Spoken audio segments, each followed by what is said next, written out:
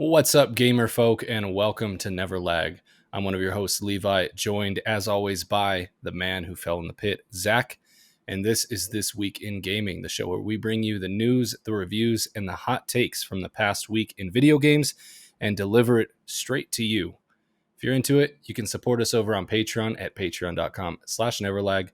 And of course, you can support us right here for free by doing what you're doing, watching on YouTube and listening wherever you get your podcasts. So let's talk games. How many stories do we have today? We have 10 stories for our gamer folk, our illustrious Never fans, all 11 of you. So our first story is from Blizzard, from Blizzard themselves. World of Warcraft has a new expansion coming out. World of Warcraft Dragonflight was announced just a couple days ago, and yeah, it's dragons. I feel like it's pretty self-explanatory. I think this is exactly what we maybe expected as soon as they revealed the title. But a couple of cool things about this. First of all, we'll be exploring what's known as the Dragon Isles. Very original name for the world, but I mean that's how the world is. You pick a weird name for things and you run with it. You know, New York City is kind of a lame name when you think about it. So I guess the Dragon Isles makes sense. So the Dragon Isles have 5 new zones: the Waking Shores, the Onaran Plains. I don't know if I'm pronouncing this dragon speak right. The Azure Span, Thaldrazis, and Forbidden Reach. And if you had asked me if any of these zones already existed in WoW, I would have said, yeah, definitely. This sounds like if you had a WoW zone generator, random generator, these would they pop used right AI. out of it. They used AI for this expansion, actually. It's really effectively, though. I mean, it sounds cool. It sounds cool, but I feel like I traversed these zones when I was 14. So, no, that's not fair. I didn't have a dragon in WoW back then. So, there is also a new playable race and class, and it looks like it's kind of a race class hybrid where you can now be a Drakthir, which is a dragonoid human. So for all you furry fans, you get to be a scaly dragon character now. And does that qualify as the same category? I think so. I guess not. Fur and scales are 2 different things. It feels for all like you scalies out there. For the many scalies. High overlap of the scaly community with this podcast. Yeah, apparently. I'll have to look at the Venn diagram later.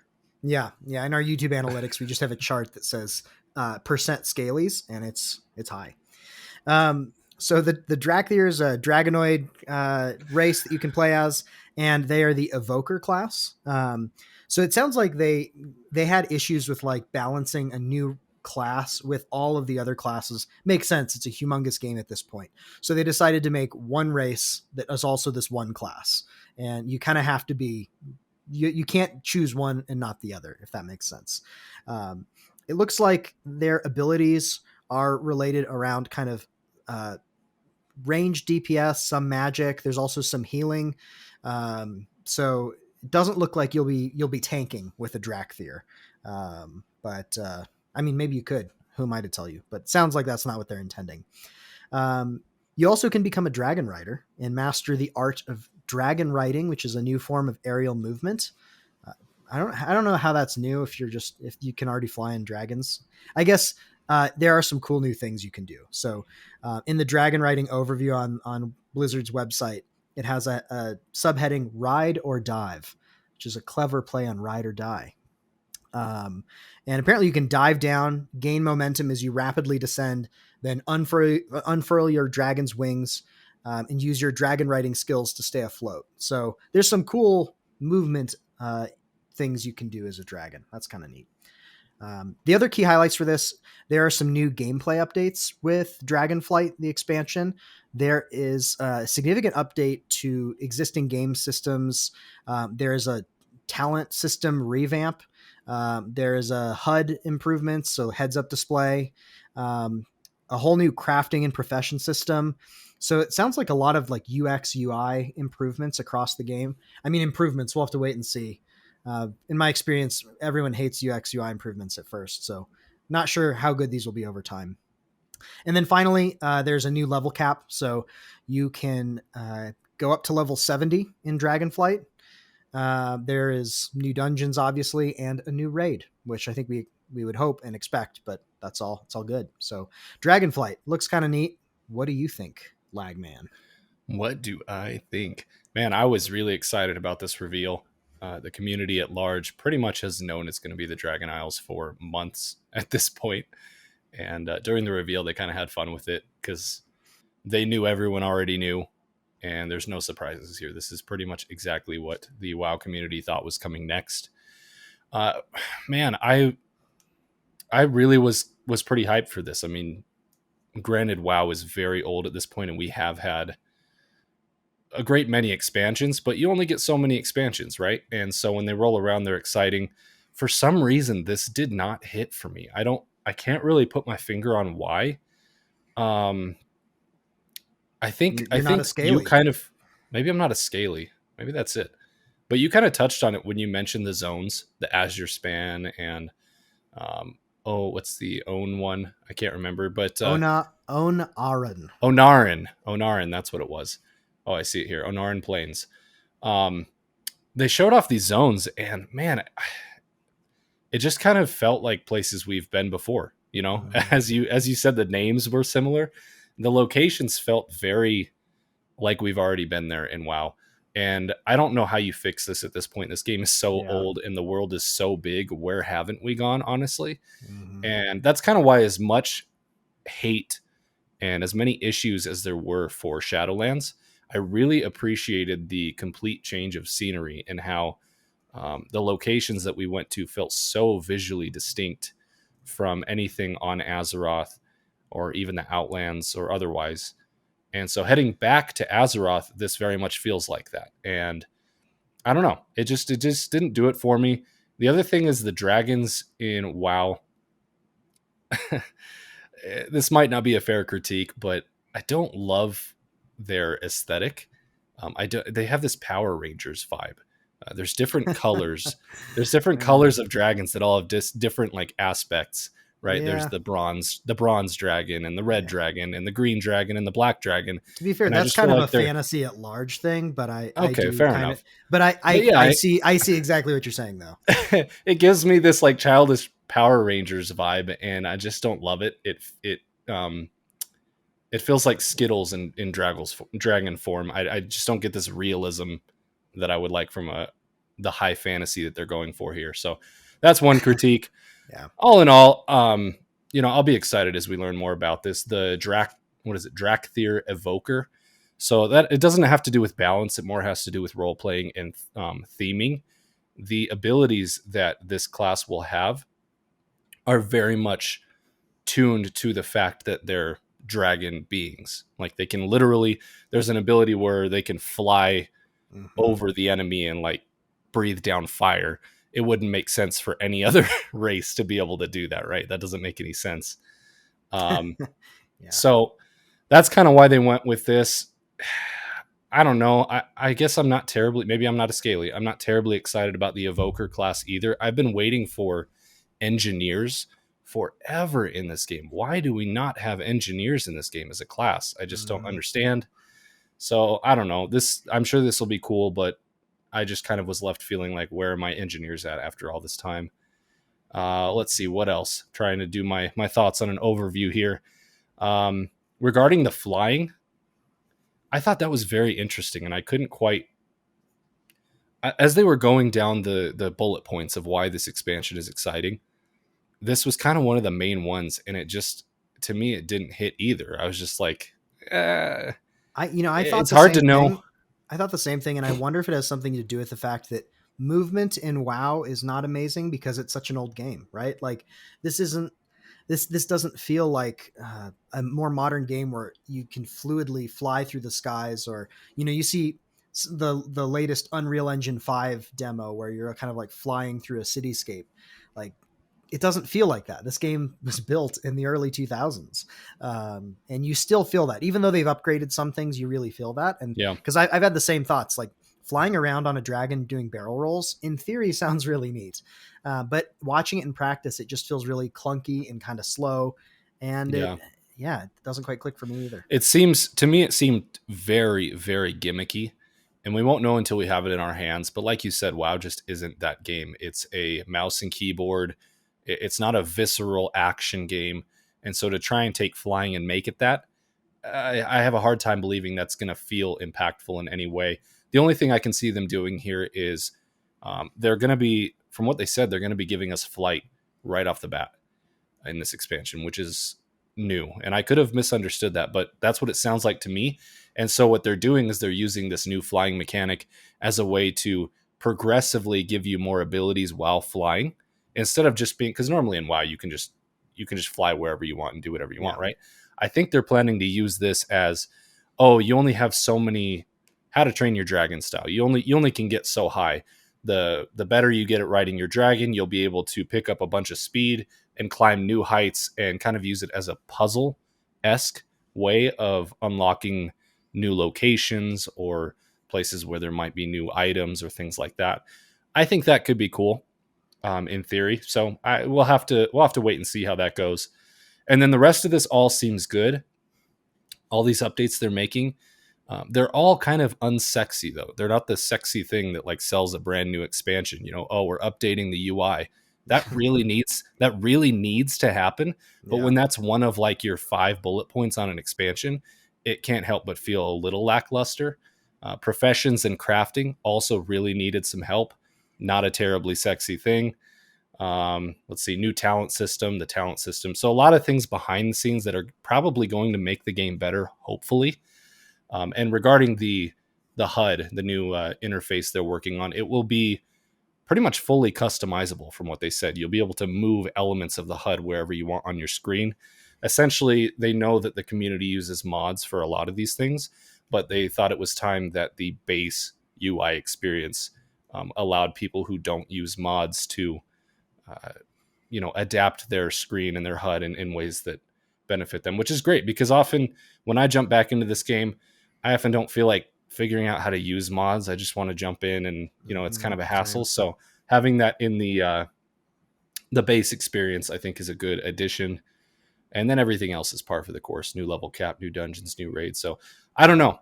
I need some more from this. This is kind of the first time ever where I've seen a brand new expansion announced, and I kind of felt like, are we finally seeing I know people have been saying this for years now, but are we finally seeing kind of the end of WoW? Like, it really is kind of dated at this point, and the reveal of the locations and everything really gave me that feeling of like, this is actually starting to look old. And I don't know, because running around Shadowlands in the about a year ago, it looked phenomenal for how old the game is. I mean, granted, the new areas are obviously made, on par with within their engine, but on par with modern graphics a little bit in a stylized manner, and it looks really good. So I'm kind of torn here, and I guess I'm just not sold at this point. Yeah, that's kind of how I feel. I dragons are really cool, but they're also like some of the most generic fantasy. I feel like they've been done so much, and not just in WoW. Like they're kind of the classic fantasy thing. And I always love a good dragon showing up, but the fact that the whole expansion revolves around like dragons just makes it feel more generic to me. The dragon character or the dragon race class combo is kind of cool, and I'm excited to try it out, but I also have the feeling that this is not going to be a character other than like playing it kind of as a one-off. I don't expect this is going to be a character I spend a whole lot of time with. Maybe it's not gimmicky, maybe it does have staying power, but it feels kind of like you'll get burnt out with it and then move on. And yeah, I agree. There's not a whole lot to latch onto. Like, I guess if you love dragons, you love the idea of a dragon class, that's the thing to latch onto. That doesn't quite hit it for me. So it's kind of just like more places, and the places don't stand out. And I think for me in the later expansions of WoW, the things that have gotten me excited are places that feel really unique and different. What I really want is somewhere for my current main and my current alts that I like to go explore somewhere brand new that has more of that feeling of discovering this humongous world, new places, new things to do. This feels a little bit like places we've been, and that's kind of what's not working for me. So we'll see. I mean, it's always nice to have more in WoW, but I wonder the same thing. Like, it feels like there has to be an upper limit at a certain point where WoW plateaus or starts to decline. And I know that, yeah, this has been kind of the topic of conversation for a decade or more, but I'm kind of feeling it personally here.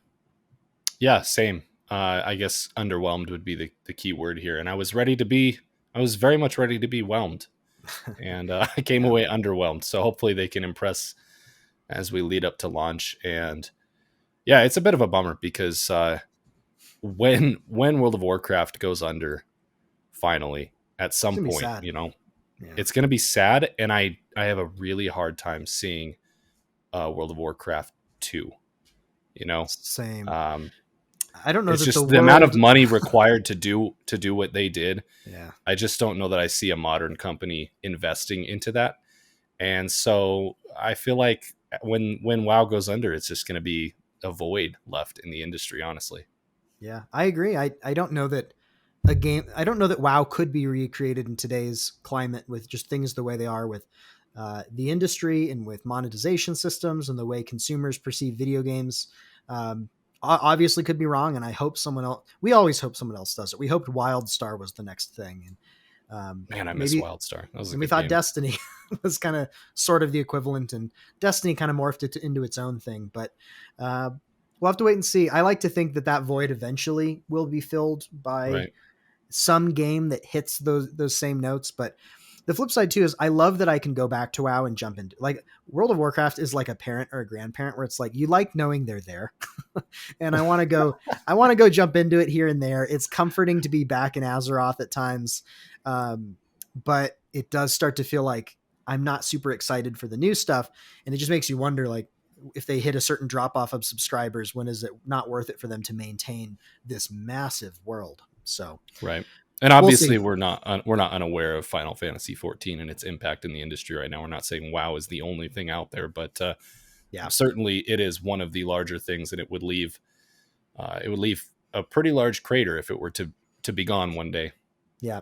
Yeah. And I've heard a lot of people say Final Fantasy Online is kind of the best current iteration of something like WoW, but it's also different enough that I think there is a subset of people who just, it doesn't quite hit the same way. Yeah. I'm excited to try and get around to Final Fantasy because I've heard such good things. I just haven't had time, but even still, like, there's something unique about WoW. Some of that might be sentimentality and just our own experience growing up with it. But regardless, it was a humongous game, a humongous world that us and millions of other people spent a lot of arguably too much time in. So we'll see. They're also bringing back, I guess the one other note from their announcement is they're bringing Wrath of the Lich King back in its classic form. So there's that as well. So yeah, I guess we'll have to see what happens with WoW. But it is Oh, time. Oh, go ahead. before it's time, they did mention that as the best part of this expansion, they will be bringing back the Tuskar, who are going to be key NPCs. And I kind of think we might be getting playable Tuskar at some point in this expansion. I'm going to call it because they're updating the models, and people have wanted to play as Tuskar forever. They're like walrus people, and that would be fantastic. So make that happen, Blizzard. That'll be the next expansion. You're calling it early. All right. Our second story of the day, Sega is developing a big budget version of some of its classic games, such as Jet Set Radio and Crazy Taxi. Just kind of interesting, maybe not surprising in a world of Hollywood remakes, but yeah. So earlier this month, apparently it was being reported on that Sega had some big secret super game that has been in development for a while and was actually, to quote, a series of AAA games. Bloomberg is now reporting that the first two of those are Jet Set Radio and Crazy Taxi. So Jet Set Radio, that's a game I did not play, but it was first released on the Sega Dreamcast, which was one of those, like, kind of fan favorite consoles that is a little niche, but like super well loved. Apparently was remade. This Jet Set Radio game was remade for Xbox. And a lot of people have liked it. It's kind of a synthesis of music, graffiti, and skating, which that description makes me want to try it out. That's kind of neat. So I haven't played that one. Have you played Jet Set Radio? I haven't, but I've had the same experience of the fan base around this game is very vocal. Like the people who love this game really love this game, and I'm looking at some screenshots of it. It looks pretty cool. Yeah. So this could be cool. I'd love to see a new version of this that we could check out, because we both like skating games a fair amount. And if it's got music and graffiti, it sounds kind of stylistic and got a little bit of swagger to it. That sounds fun. So have to keep an eye out for that.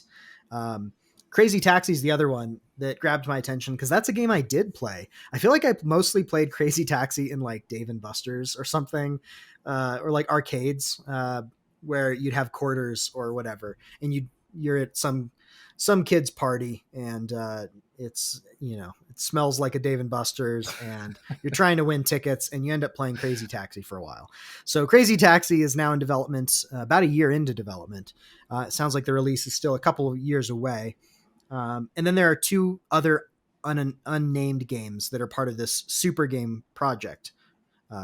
So kind of interesting. The thing that's a little frustrating is Bloomberg states that it sounds like Sega is looking at the Fortnite business model for both titles, aiming to, quote, develop recurring revenue sources, our favorite words as gamers, looking to develop recurring revenue sources, and build online communities. One other thing, Sega is on record previously as saying that the Super Game Project is a place the community may experiment with. Can you guess what it is? NFTs, right? You got it. Your NFTs, favorite. our favorite thing.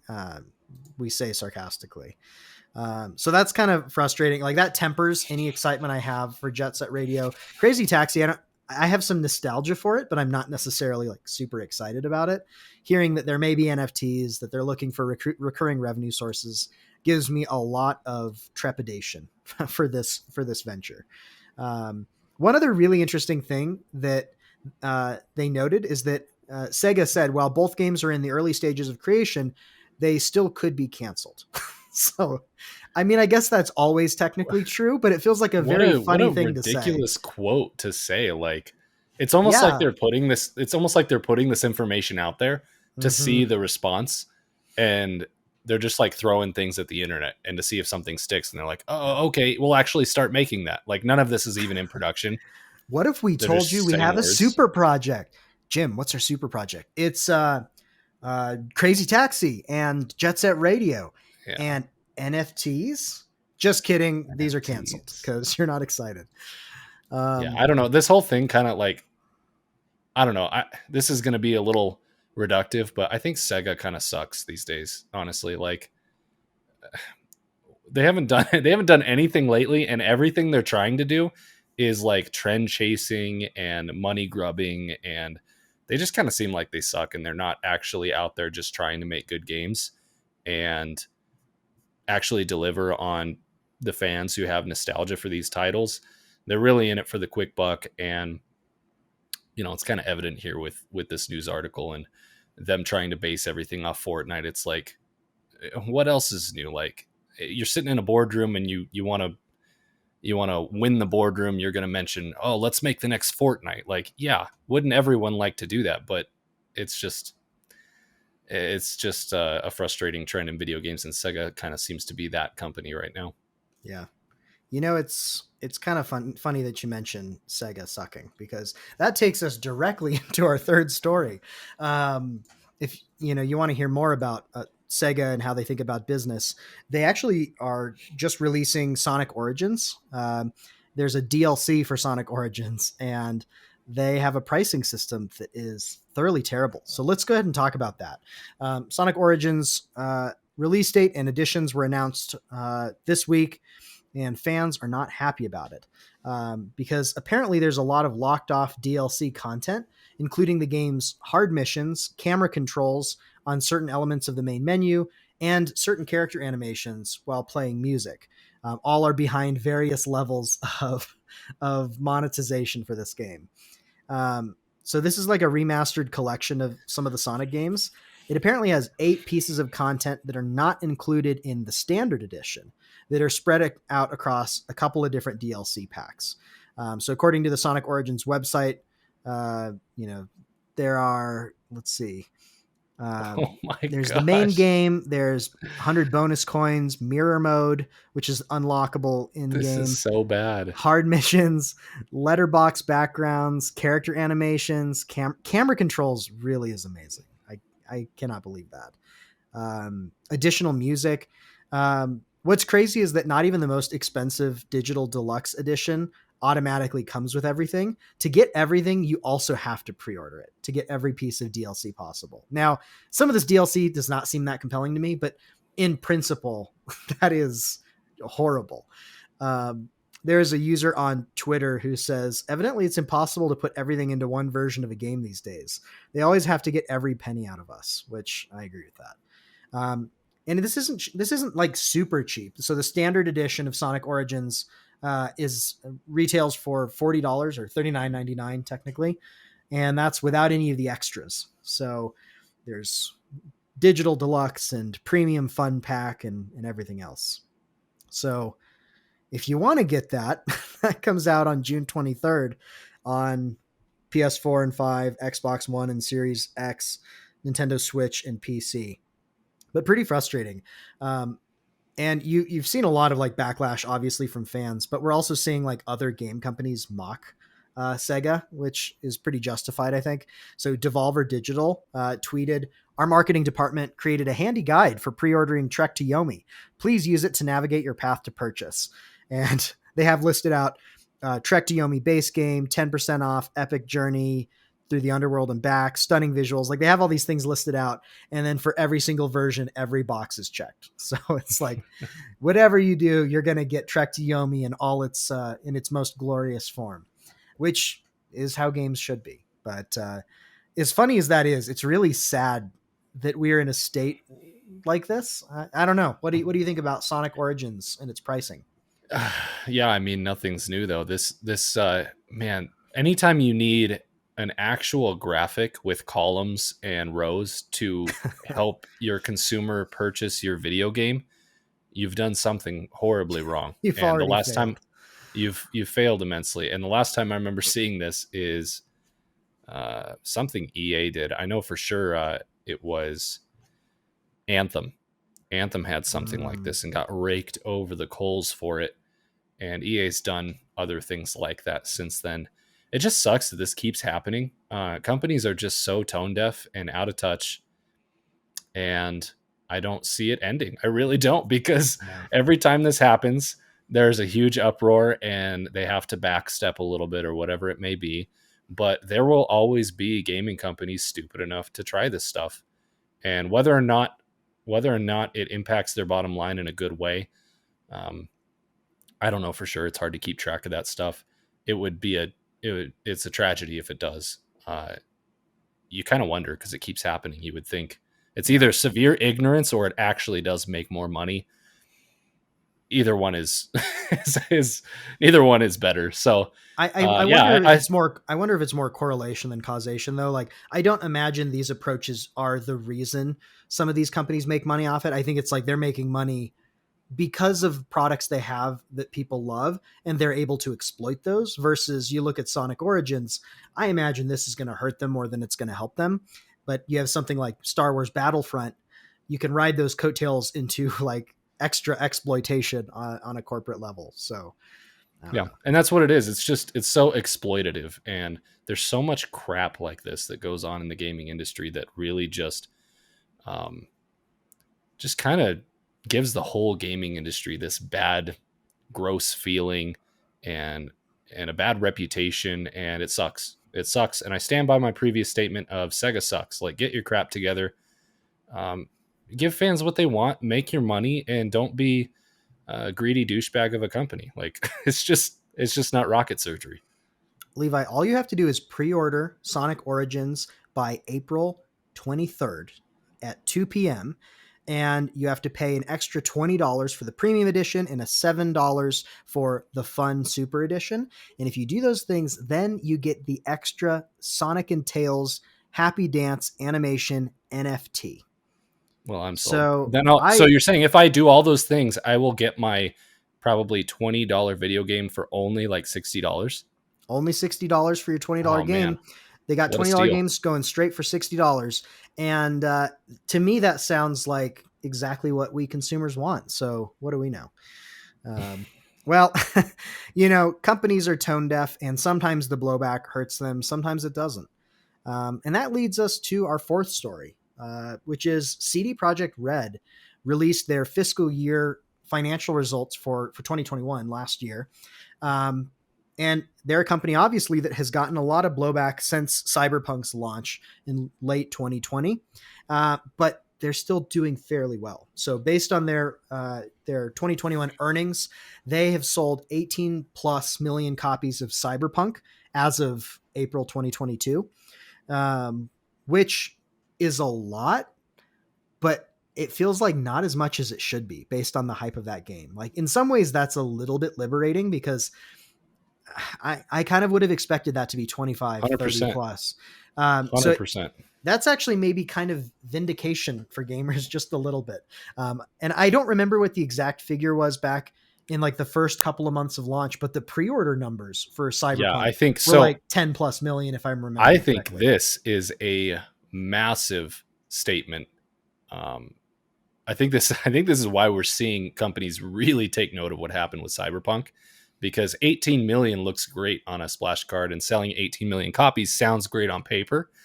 But Cyberpunk some people were estimating Cyberpunk over its lifespan would sell up to like 70 million, like just astronomical numbers, which are almost impossible to reach. But now there's no chance it ever even gets close to that. Mm-hmm. And I recall that at the time this game came out, there was something like between 12 and 15 million pre-orders. And so, how many of those became refunds? It's hard to say. It all gets a little bit messy, but at the end of the day, this really hasn't sold that much more over the course of, where are we at? Are we at 2 years, a year and a half We're since a launch? little, yeah, we're at a year and a half since launch, but A year and a half since launch, and maybe mm-hmm. adding 20% to your initial sales. They're doing fine, but this is a huge blow compared to what they thought they were going to sell, no doubt. Yeah, I think it's closer. I feel like it was 10 million pre-orders, but still 18 plus million, like not 50% maybe increase in a year and a half for a game like Cyberpunk, a game which is in some ways pretty good, and has improved a fair amount especially over the past 6 months. It just goes to show like fans didn't come surging back after they fixed this, after a year, right? I think a lot of people moved on and forgot about it. And it's a bummer because I think Cyberpunk in some ways could have been such an achievement, but they're kind of lying down in the bed they made. So it's nice to see this in the sense of hopefully that, like you said, this is a wake up call for other major corporations and game developers who are making promises they can't meet or are not managing all of their teams and projects very well. Like companies need to be a little bit more careful about what they promise and how they deliver things. So it's good in that sense. It's obviously a bummer. Like I don't want to see Cyberpunk not doing well, but I mean, it hasn't been doing well since they launched it in the state it was in. Well, there needs to be consequences. Otherwise, the same things will continue to happen, even though that still is the case, even when there are consequences. Google is saying 8 million pre-orders, so I don't know if that's if over time they were able to get a more accurate number, because it was definitely higher back when they were saying, because they refunded a bunch of them too, or if that's taking into account refunds. I'm not sure. Yeah. Either way, we'll never know what this game would have sold if it had released as it should have, but no doubt it would have been more. And so I don't know. There's kind of two sides to the coin. It's going to sell plenty. I mean, Cyberpunk still may hit 30 million over the course of its life. That's possible, and that's the upper echelon of metrics when it comes to a game selling. So it's not like they're hurting, but at the same time, I think this is less than they were expecting. For what this game is, for the amount they poured into it and the amount they hyped it up, and for having 8 million or more people pre-ordering a single game, this should have gone to the moon, and it should have set records. It should have set records, and instead it just did kind of well, which says a lot about how they've managed this. So interesting. The other key things from from CD Projekt Red's fiscal report is that The Witcher across all games in the Witcher series has sold 65 plus million, which is crazy. Of that, 40 plus million are of the Witcher 3, The Wild Hunt. So 40 plus million on that. And that game's been out since like 2014 or 15. So pretty impressive. And I think it's numbers like that got them. I was going to say right here, 40 plus million with The Witcher 3. I think CD Projekt Red were fully expecting they could hit 50 million with Cyberpunk, and they never will now. Yeah, agreed.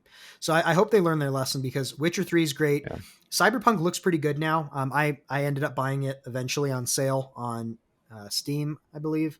And I'm going to play it at some point. It's not a high priority, but I would love for the next Witcher to do really well. I mean, I think they do some things great, and I want more amazing games, but let's hope they've learned. I'm a little worried because they also talked about their production plans for this year, and they have a lot of things listed. Development work on Cyberpunk 2077 expansion, so not just work on the base game, although they also list further support for Cyberpunk 2077, which we need, but an expansion, okay, kind of interesting. But they're also doing development work for the new Witcher game, which is based in Unreal Engine 5. I think there's additional hurdles there because they have to train their engineers or hire engineers to work with Unreal 5 versus using their own internal Red engine that they had been using previously. I don't know, maybe working with Unreal Engine 5 is like a breeze and any good game developer can get up on that pretty quick. I have no idea. So, but it feels like that's a potential extra hurdle that their team has to clear.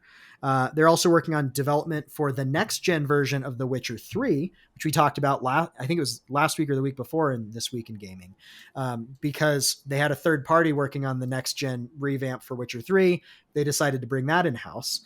They're working on the Molasses Flood. I don't even know what that is. Development work. At the Molasses Flood, on an unannounced project based on one of our franchises. I don't know what that sentence means, but it's another thing they're working on. A spinoff of to Gwent, the Witcher card game, and further support to the main Gwent card game. And they're also working on conceptual and research work on unannounced projects. That's a lot.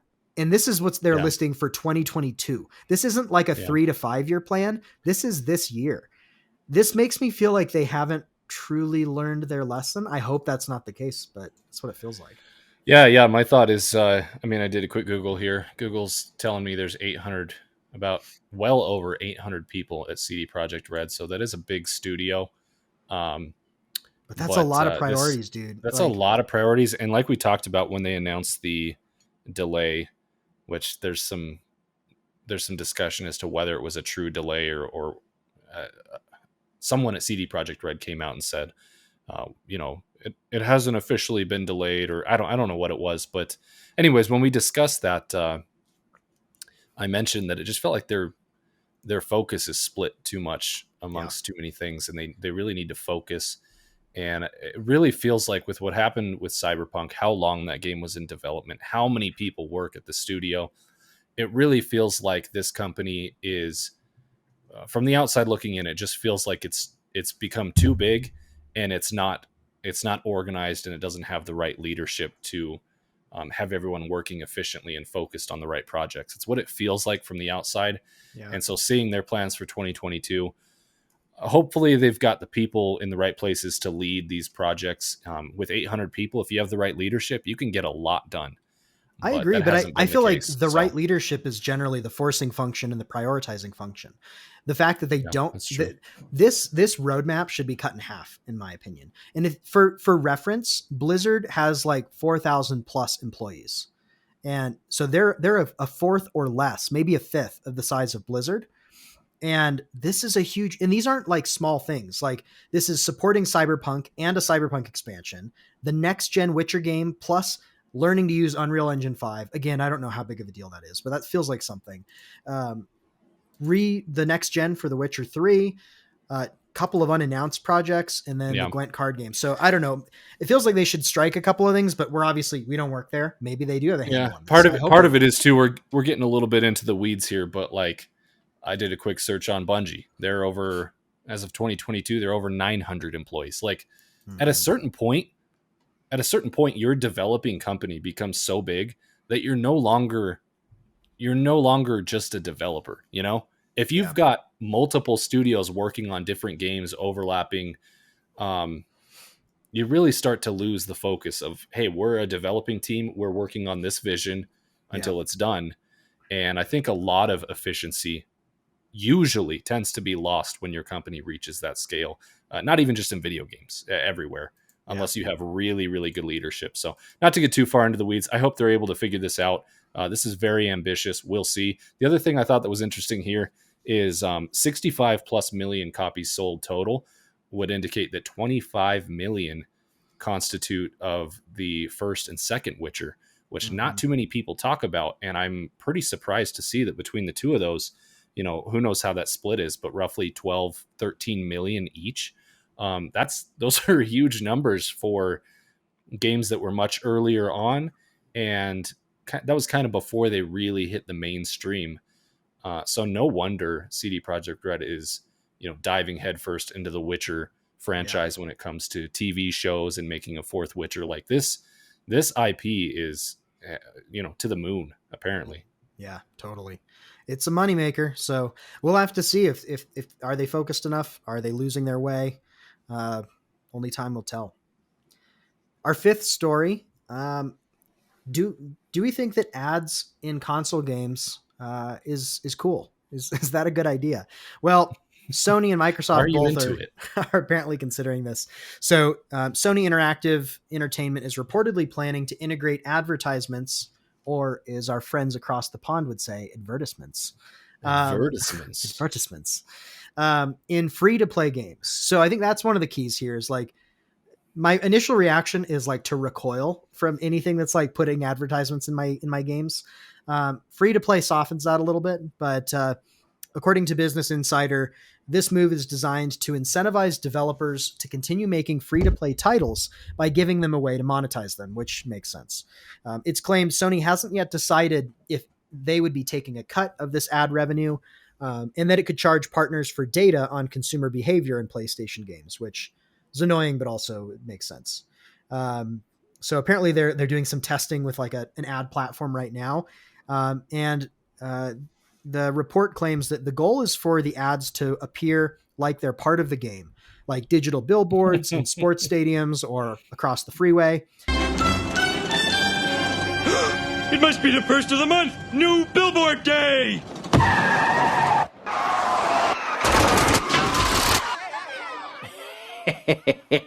Finders keepers. This year, give her English muffins. Whatever you say, Mr. Billboard.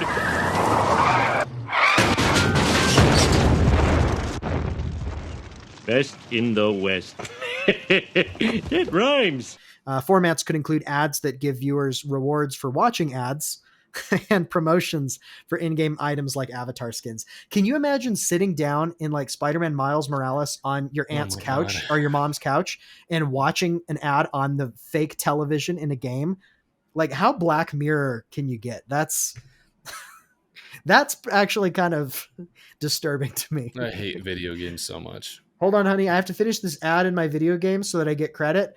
And so I can't save until I finish this ad. I can't save until I finish. It's a 2-minute ad, so it's a big one. So Microsoft is apparently considering the same thing. Same thing. Billboards, posters for real products. I think what is said about Microsoft is that one of the sources speculated Microsoft is not currently interested in collecting a cut of ad revenue.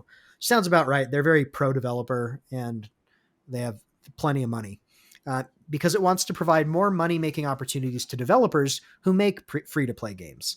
That aspect is fine, but Microsoft at least has some self-awareness. They said they're aware this may cause a bad reaction in some players, especially due to the stigma free-to-play games currently have regarding microtransactions and revenue streams.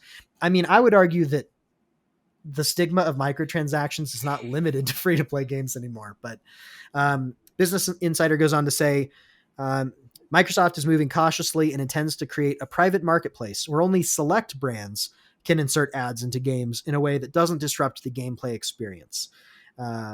And so again, this could be digitally rendered billboards and car racing. In my mind, that's maybe the lesser egregious version, but it could also could take place in other ways.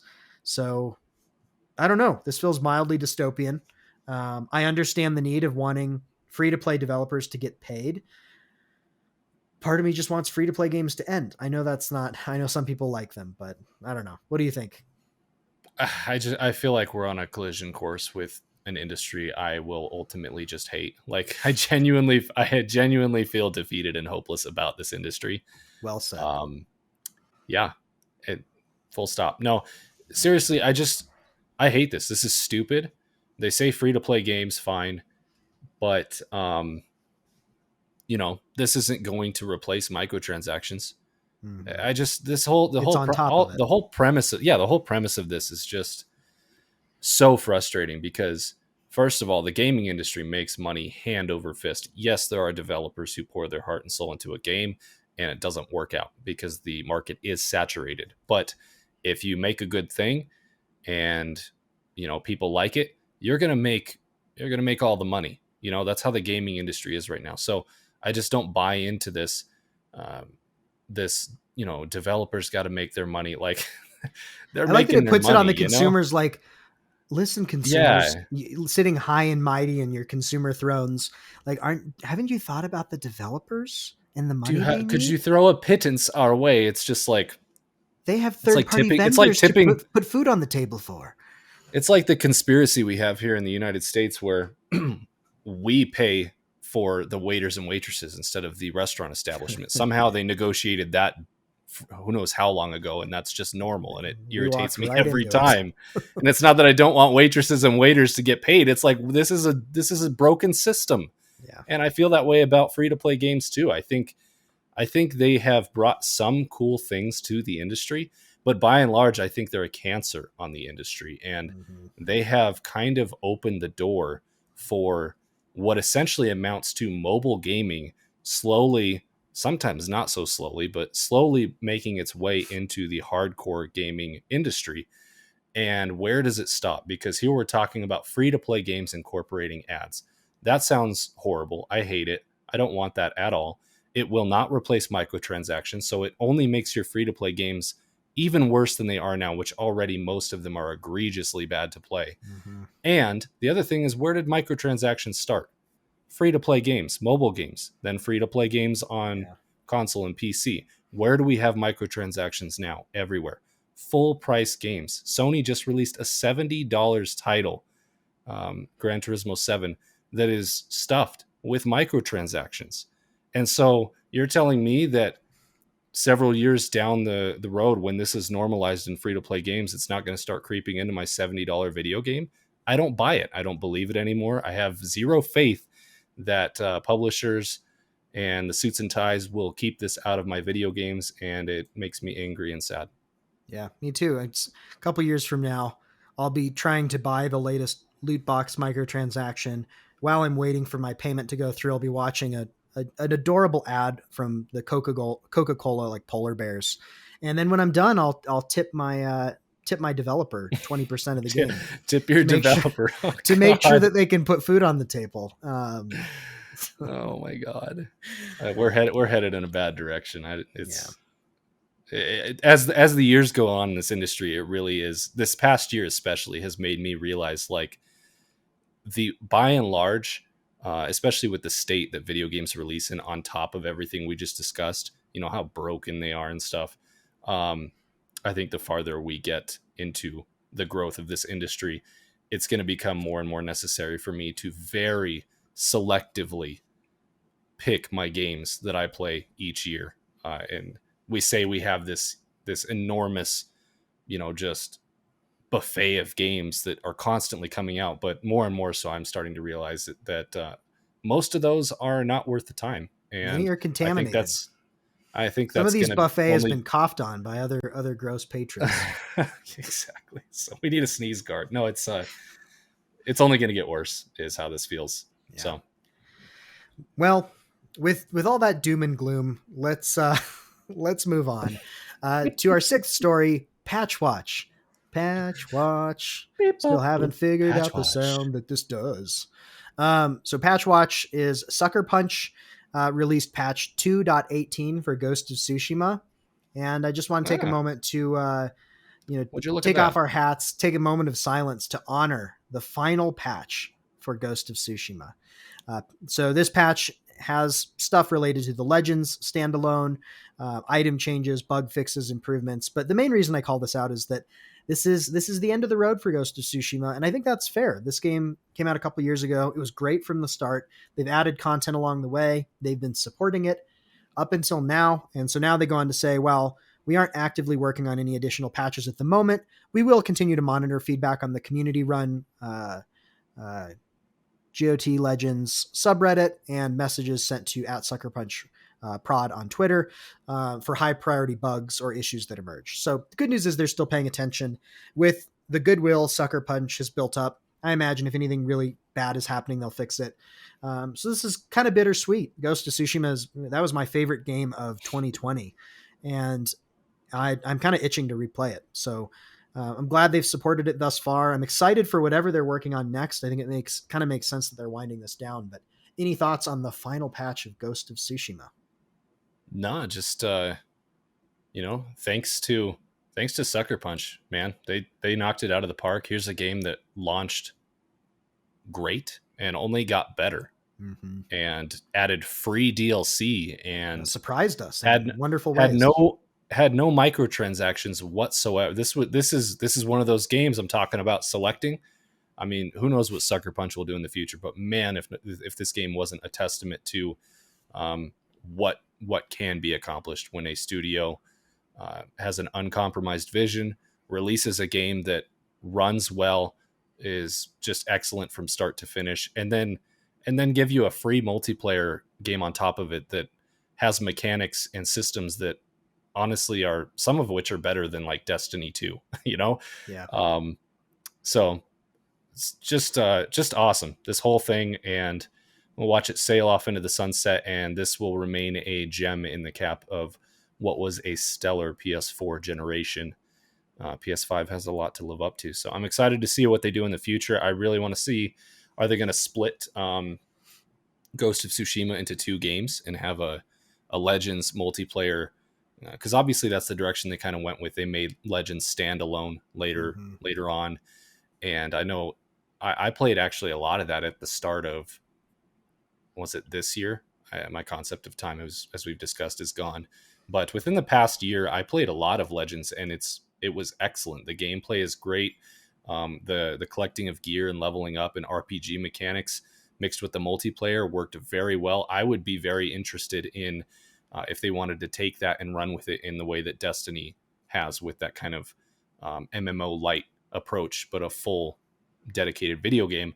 And then, of course, I love single player experiences, so I can't wait to see what they do with assumedly a Ghost of Tsushima 2. So can't wait to see. Yep. Same. It's been fun, Ghost of Tsushima. So thank you for the good times, and we'll see what they do next. Let's move on to our 7th story. This is about another great game, another great studio. Cory Barlog, director of God of War 2018, in a recent video spoke a little bit about Ragnarok and kind of where things are potentially at. And he really is asking fans to be patient with news regarding Ragnarok and assures them that they're like working really hard. He kind of mentions that they're perfectionists. So in the video, he says, speaking of God of War Ragnarok, the elephant in the room, we haven't said a lot about this. That's because everybody is heads down, hard at work. We are perfectionists. Everyone's tightening up the graphics on level 3. There is so much going on right now that I just wish we could share it with you, but it's just not ready to be shown. But I guarantee you the very second that we have something that we're ready to share, we're going to share it because we don't want to hold any of this back. So please hold tight. Know that something cool is coming and that everybody here at Santa Monica, is so incredibly thankful for all the support you've given us. So yeah, this is sort of an update and sort of not. I think what I like about this update is that he doesn't try and give us something for the sake of a soundbite. I do trust that they're working hard. They've put out good games before. And, I think I would prefer to see things when they're in a ready state and when it's close to launch. We've had enough cyberpunks where you see a snippet that looks exciting, but then a year or two later, things are delayed and what's released is not what you saw. I would rather see something real and substantial, and for that to be relatively close to a launch window. So, yeah, I think this is overall good. I know we're all eager for this game, but I prefer this approach to the hype personally. What about you? Yeah, I know. I think, well said there. I like Cory. He seems like a cool dude. And Mm-hmm. this little video he sent out felt a little obligatory because it was the anniversary, right? Yeah. Did I have that wrong? No, you're So, correct. yeah, April felt, April 2018 yeah, is when the God of War came out. which is crazy how long it's been. But it I felt a know. little obligatory. But at the same time, so many studios don't do this. And it's just like, how long did this take Cory to do? To just be a genuine dude, sit in front of a camera for 30 seconds and say, hey, we're hard at work. We'll have Yeah. some more coming soon. Like, what? Team Cherry, where are you at? I know. I know you're a small studio, but literally just take a 30-second video and say, hey, we're hard at work. We have more to share soon. Like, we don't know if Make a you're alive. We don't TikTok. know if they're Just alive. yeah. Yeah. I'm Blink. not sure Let Team us know Cherry is you're still okay. alive. Yeah. So this is great. Like I said, I think Cory is a cool dude, and we will wait patiently. It's nice to know they're still hard at work, and I'm sure we'll hear more about this in the coming months, sooner than later. Yeah. Well, and he kind of says something cool is coming. Kind of makes me feel like we'll probably get some information in the next couple of months, which I think would track with E3 timing, I'm sure. Right. And that would track with a late fall, early winter kind of launch window for this game, which is what I think most of us are expecting. Yeah. All right. Our 8th story. There's a new Star Wars adventure type game that is early on in the works. And apparently it has Amy Hennig. So Skydance New Media today announced a collaboration with Lucasfilm Games to develop and produce a narrative-driven action-adventure game featuring an original story in the Star Wars galaxy. Helming Skydance New Media is award-winning writer and director Amy Hennig, who is a game industry legend, whose credits include the blockbuster series Legacy of Kain, Jak and Daxter, and Uncharted. I've often described how seeing Star Wars in 1977 essentially rewired my 12-year-old brain, shaping my creative life and future indelibly, says Hennig, president of Skydance New Media. I'm elated to be working with Lucasfilm Games again to tell interactive stories in this galaxy that I love. And then Lucasfilm goes on to say that they're super excited to be working with Amy Hennig for this collaboration. So Skydance New Media was formed in 2019. Yeah, I think this is exciting for me because this is someone who is like an instrumental player in 2 games that were defining for me, generationally defining. Jak and Daxter is one of my favorite games as a kid and preteen, and the Uncharted series is obviously fantastic. And so hearing that one of like the core talent who helped with that helms a new studio, working on Star Wars is like a Star Wars game is neat. The key things that stand out to me here is that this is a narrative driven action adventure game featuring an original story. This isn't a new Battlefront. This isn't some sprawling, like free to play type game. Presumably it feels like this is maybe a focused single player type experience. And I think the other thing that I'm really excited about is she clearly seems like she loves Star Wars based on the quote she's given, and given her talent and the fact that she loves this universe, has me hoping that maybe we're going to get like just a really great Star Wars game that has an Uncharted like feel. Like what's the Star Wars game that came out like 2 years ago? Fallen Order, something like that, but even better. That didn't quite hit it for me. It was decent, but like something like that, but better. Something like the Knights of the Old Republic type games. So this is exciting to me. What do you think about it? I'm kind of excited this is happening so everyone can shut up about the fact that she wasn't able to make her Star Wars game over at, what was it, EA? Canceled it.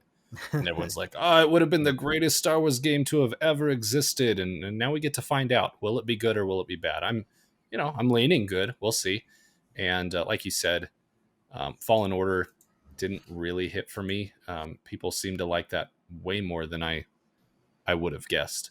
I had a lot of issues with that game, but more Star Wars, I think, is good. I mean, you look at what Disney's doing over on the TV show, the film side, and I mean, we're getting way more Star Wars content than we ever had before Disney owned them, and I gotta say, most of it's pretty solid. The movies notwithstanding, but so it'd be nice to see a little bit more variety or some more options on the video game front when it comes to Star Wars. You know, if Fallen Order isn't your style, maybe this Uncharted, or does it say it's going to be Uncharted style, or just that she worked there? I guess we don't know. She worked on Uncharted, but it says that it will be a narrative-driven action-adventure game featuring an original story, which, Okay, I don't know how close to Uncharted that is, but that could be anything. Yeah.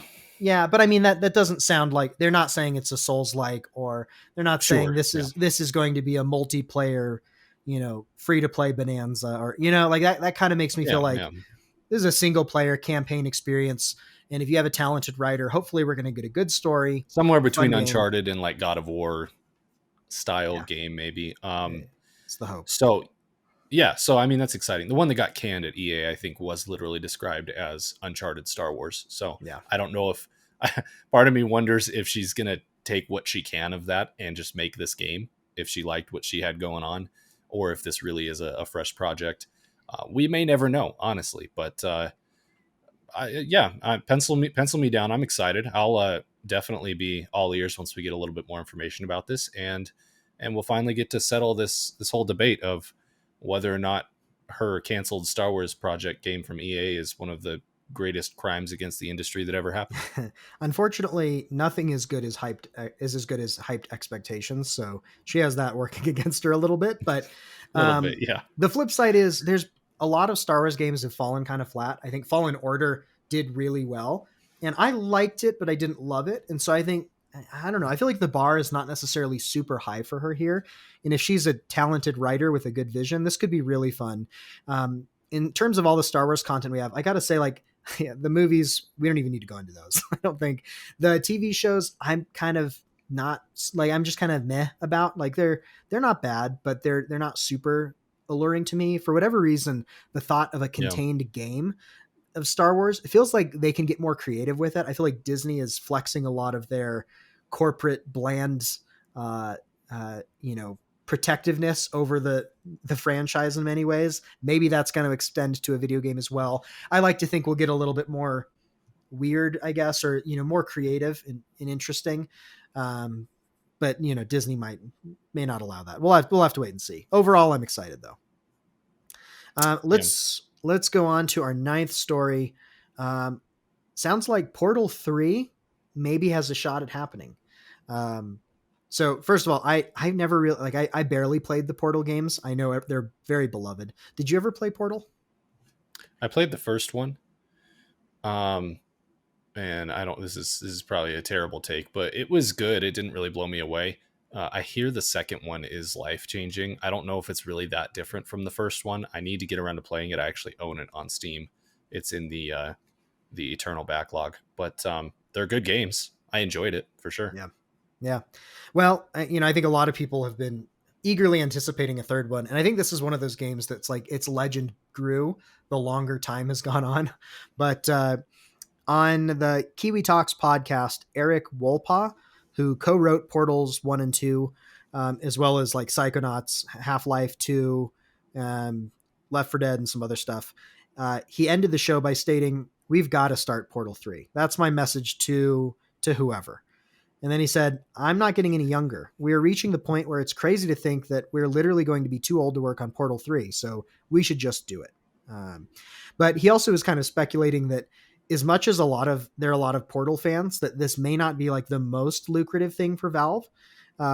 Because he said, "I'd love to do this, but I'm not sure I can make it happen by myself." And they kind of pointed out that like this guy must have some leverage at Valve, being one of the writers for Portal and Half-Life. And he says, I could advocate for it. It might help a little bit, but the problem is Valve has 300 employees, and I don't know how many of them are on the production side versus some of the various aspects of the business, but it's a lot of opportunity cost taking 75 people to try and get a game made, which I think is a fair point. I think there's a lot on Valve's plate. But Portal 3, like, even if it's not Counter-Strike money, like Portal 3 is still Portal 3. So he ended it by saying, Gabe, if you're listening, I'm interested. So that's positive. Like he went on for a little while Gabe's about always how listening. right he is. So Eric like went on for a while about how much he'd like to do this, and he's kind of clearly thinking through it. So this feels more than a passing like sidelong. Oh yeah, I'd like that. Seems like he's really thinking about what things do I want to do in the later stage of my career while I can still work. And it seems like he would like to do this. So I think that's exciting. And any reactions to this? Nothing too spicy really. I think it would be cool for him. Like he kind of said, I don't know how lucrative this would actually be. And it kind of just sounds like, granted, he's the dude who he worked on the first two. So it's not like it's some random Joe out there saying this, but it is just kind of some guy being like, hey, we should make this game. Is anyone listening? And maybe no one's listening. And quite honestly, Valve, they're not really the most efficient, or they're not terribly focused on games. Yeah. They have their bread and butter is elsewhere, and they have franchises people love. That just kind of disappear for years and years because that's not really the business Valve is in. And so I would put my money down on this does not happen, but I think it would be cool if it did, especially for those who really, really love Portal 1 and 2. And also I would probably check it out because people really, really love Portal 1 and 2. Yeah. Yep. Agreed. Well, let's go into our final story of the day, our 10th story. And this is a new video game adaptation. I'm curious if you can guess what this is. I'll give you a hint. It involves Dwayne "The Rock" Johnson. So The Rock made a quote, quoted by GameSpot in January of this year. The Rock is making another video game movie, but he won't say which franchise. And The Rock is quoted as saying, "We're going to bring one of the biggest, most badass games to the screen. One that I've played for years." That's my impression of him. Is that you, Zach, or Dwayne Johnson? Yeah, I actually just overlaid his voice. It's hard to tell. I paid for a cameo yeah. So anyway, I'm curious I'll give you one guess. What do you think Dwayne "The Rock" Johnson is going to be a part of for a video game adaptation? Well, I have no idea. I'll give you $10 if you're correct. 10 because I don't think you're going to get it. I know that there was talks of him doing a Call of Duty movie. Is that official, or did that ever happen? I don't know. But that's not what this is in reference to. Not a clue. That's not it. Okay, my actual guess is Spyro the Dragon movie. Ooh, you're closer than Call of Duty, but you're still wrong. Now, I will say this. I'm not sure if this quote is referencing what was just announced this week. It feels like he might be referencing something different based on how he phrased this. Actually, I almost guarantee it. But it's announced yesterday, I think, that Dwayne Johnson will executive produce the It Takes Two movie, which, according to Variety, will air on Amazon Prime. So, is he going to play the little girl? I hope so. The little British girl? Yeah. He's going to be executive producing it, so I'm not sure if he'll be in it. He might not even be in it. Yeah, I don't know if he's going to rap in it like he has. Yeah. That would be so funny if Dwayne was just like trolling people and he was in fact referencing It Takes Two. That's next level. That's the only reason I don't think that was because he said that I've played this game for years and It Takes Two came out last year. That's true. I think he's probably referencing Call of Duty. I don't know if that's been announced yet, but yeah, I think you're right. It just was funny to see that quote and then hear that he's going to be in It Takes Two. Totally what he was talking about, I think. Yeah. So I don't know. I thought this was funny. It Takes Two is a great game. It's one of my favorite things I played last year. Such a fun co-op. I don't know how I feel about a movie of it. Yeah. Like, how does that translate to a movie? My least favorite parts of that game were the movie-like parts. I agree. So I don't know how well that's going to do. Curious to see just like if they can improve it, because I feel like the story was okay. The characters at times were charming, but often were kind of annoying. They were hard to like. Partially intentionally, but sometimes they were just annoying. Like in it, there's an art to making someone that you like to not like, and this game kind of missed that mark in my opinion. And so if they're going to make the movie, I kind of wonder, how close to the game are they going to follow? Are they going to try and really hit the characters as they were in the game? Because if so, I probably will not want to watch that movie. And yeah, I'm seeing here that the Call of Duty movie is reported, so I don't think Okay. it's official. So he probably was talking about He Call of probably Duty. was talking about Call of Duty. I think he was definitely talking about It Takes Two, the movie. And yeah, this is not something I'm very excited about. It's gonna have to prove me wrong. That's for sure. I'm glad I brought it up on our show. I have to say, if anyone can make these unlikable characters likable, I mean, The Rock's the most likable guy around. If he plays every character in this game, if he is the British If he mom, plays every character, I will be there. if he's the British mom, the lazy dad, the creepy child, as well as the Book of Love. I'm Dr. Haki, worldwide bestseller and an expert on love. Yeah, that's pretty good. Yeah, I'll put a clip in for comparison, but yeah, I thought that was just kind of funny. So I guess we'll see how this is. That is pretty hilarious. It's going to come to Amazon Prime, so which I believe I already have. So I'll be there, and doubly so if he is playing every role in the movie. Well, that was the cherry on top of our gaming news today. So I don't know if you have anything else, but that's it from me. That's it, man. That's it for news. If you stuck with us, thank you for being here. Remember, you can find us over on Patreon at patreon.com/neverlag. And we'll catch you next time on This Week in Gaming.